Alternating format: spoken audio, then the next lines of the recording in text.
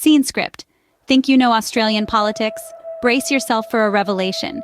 We all have our preconceptions, our beliefs and ideas that seem unshakable. But what if I told you that some of your most deeply ingrained notions about Australian politics are in fact misconceptions? Yes, you heard it right. These aren't just minor misunderstandings, but substantial, widespread beliefs that have somehow managed to sneak their way into common knowledge. We're talking about misconceptions that have been perpetuated for years, perhaps even decades, and have been accepted without question by many. These misconceptions have shaped the way we perceive Australian politics, coloring our understanding and influencing our judgments. They serve as a testament to the fact that sometimes, what we think we know can be surprisingly far from the truth. So, are you ready to challenge your perceptions and venture into the world of truth? Stay tuned as we debunk the top 5 political misconceptions about Australia. Diving right in, misconception number 5. The monarchy has no power in Australia. This belief is somewhat widespread, given the vast geographic distance and distinct cultural identity of Australia compared to the United Kingdom. However, the truth is a bit more nuanced. The monarchy, represented by the Queen of England, has a constitutional role in Australian politics. It's true that this role is largely ceremonial, but that does not necessarily equate to having no power. The Queen is the symbolic head of state, and her representative in Australia, the Governor-General, exercises the executive power of the Commonwealth. Now you may be thinking, well, that sounds like quite a bit of power. But let's delve into this a little further. The Governor-General acts on the advice of the Prime Minister and the Cabinet, and their decisions are typically formalities. For instance, the Governor-General gives royal assent to laws that have been passed by both houses of Parliament. Essentially, they sign off on the laws, but this is usually a case of rubber-stamping decisions already made by others. However, there have been instances where the Governor-General has used their reserve powers, like dismissing a Prime Minister. This is rare and usually controversial, as happened in 1975 when the then Governor-General, Sir John Kerr, dismissed the Prime Minister, Gough Whitlam.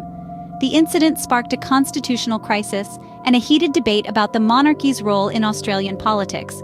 So while the monarchy's role in Australia is largely symbolic, it's not devoid of power. It's a subtle dance of protocols, conventions, and traditions that span centuries. The monarchy provides a sense of continuity and stability, even if its power is more perceived than actual.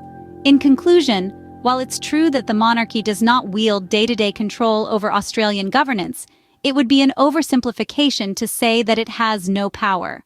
The monarchy's role is largely ceremonial, but it does have the potential to influence matters in extraordinary circumstances. So the monarchy does have a role, albeit a largely symbolic one. Moving on to misconception number 4. Australia is a republic. Now, that's a popular belief that many people hold, but it's not quite accurate. Let's clear this up. Australia is in fact not a republic. Instead, it's what we call a constitutional monarchy. Under a constitutional monarchy, the monarch, in this case Queen Elizabeth II, is the head of state. But her powers are largely ceremonial and symbolic. The important decisions are made by the Australian government, led by the Prime Minister. But why do so many people believe that Australia is a republic? That might be because the topic has been a hot potato in Australian politics for quite some time. There have been discussions, debates, and even referendums on whether Australia should become a republic. In 1999, a referendum was held to decide whether Australia should break ties with the British monarchy and become a republic. However, the proposal was rejected, with 55% of the population voting against it. There are various reasons why the referendum didn't succeed. Some people felt a strong sense of connection to the monarchy, while others were worried about what a republic would mean for Australia's political stability. And then there were those who simply didn't like the proposed model for the republic. Since then, the question of becoming a republic has continued to simmer, with public sentiment fluctuating over time. Today, polls show a roughly even split between those who want to keep the monarchy and those who favor a republic. But it's important to remember that changing a country's political system is a big decision that requires careful thought and widespread agreement. It's not something that can be done hastily or without a clear plan. So, while the republic debate is an important part of Australia's political landscape, it hasn't yet resulted in a change to the country's constitutional status. So, contrary to popular belief, Australia remains a constitutional monarchy. Rolling to misconception number 3. Australia has a two-party system. Many people often fall into the trap of thinking that Australia, like the United States, operates under a two-party system. This, however, is a misconception. While it's true that the Australian Labor Party and the Liberal Party have dominated Australian politics, it's not accurate to label Australia's political landscape as a two-party system. The Australian political system is, in fact, a multi-party system. The presence of a multitude of parties in Australia's political landscape is a testament to its vibrant democracy. Minor parties and independent candidates play a significant role in both the House of Representatives and the Senate, influencing policy and legislation. Let's take a closer look. In the House of Representatives, where the government is formed, minor parties and independents have held seats and swayed the balance of power in the past. Their influence might not always be as pronounced as the major parties, but they certainly aren't silent spectators. Moving on to the Senate, the influence of minor parties and independents becomes even more apparent. The Senate's voting system, with its proportional representation, allows for a broader range of voices to be heard and represented. This often results in minor parties holding the balance of power in the Senate, which means they can play a crucial role in passing or blocking legislation.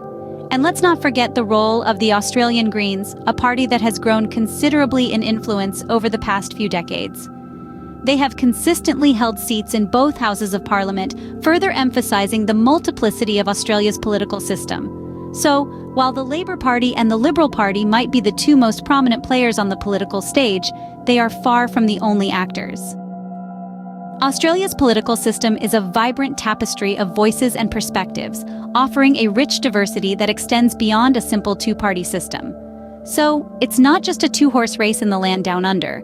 On to misconception number 2. Voting is optional in Australia. Now that's a big no-no.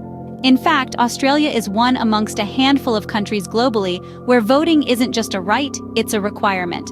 That's correct. Compulsory voting has been a part of the Australian electoral system for more than a century, since 1924 to be exact. So, what's the reasoning behind compulsory voting? Well, the idea is to ensure that the elected representatives truly represent the majority of Australians, not just the ones who feel like voting. It's about giving everyone a voice, whether they're from a bustling city or the outback. Now here's something fascinating. The effect of compulsory voting on voter turnout is, well, pretty much what you'd expect. It's high, extremely high. In fact, during the last federal election, voter turnout was over 90%. Compare that to countries where voting is optional, and you'll see a stark contrast. Moreover, compulsory voting also tends to balance out socioeconomic, age, and ethnic demographic representation. So in a way, it supports a more egalitarian electoral system. That said, it's not without critics. Some argue that it infringes on personal freedom, while others believe it leads to uninformed votes. But that's a debate for another day. So, when it's voting day in Australia, everyone gets involved. Finally, misconception number 1. The Prime Minister is the most powerful person in Australia. This statement may sound logical at first glance. After all, the Prime Minister is the country's political leader, the face that appears on international platforms, and the voice that makes critical decisions. But let's dissect this misconception a bit. The Prime Minister's power is not as vast or absolute as you might think. In reality, their power is significantly limited and heavily dependent on the support of their party and the Parliament. It's a game of checks and balances, folks. The Prime Minister must maintain the backing of their party, and if they lose that support, they can be ousted from their position. It's not unheard of in Australian politics. Moreover, the Prime Minister's role is to govern, not to rule. They are the first among equals in the cabinet, not a monarch with ultimate power. They don't have the authority to make laws or decisions single-handedly. Each proposal must pass through the House of Representatives and the Senate, where the members can debate, amend, and even reject it. And let's not forget about the Governor-General, who holds the highest office and the power to dissolve the Parliament or refuse the Prime Minister's advice in extreme circumstances. So, the Prime Minister's power is not as absolute as one might think. It's a complex, intricate system that ensures power is distributed and not concentrated in one individual's hands. There you have it, the top 5 political misconceptions about Australia. We've unraveled the truth that the monarchy does indeed have power, albeit symbolic, and that contrary to popular belief, Australia is not a republic. We've also debunked the idea that the country operates within a strictly two-party system, and clarified that voting is far from optional, it's mandatory. And last but not least, we've revealed that the Prime Minister, while influential, is not the most powerful individual in Australian politics. These misconceptions serve as a reminder of just how complex and nuanced political systems can be.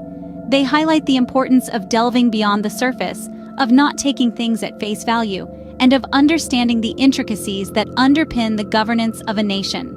Next time you think about Australian politics, remember, it's not always as it seems. See you in the next video.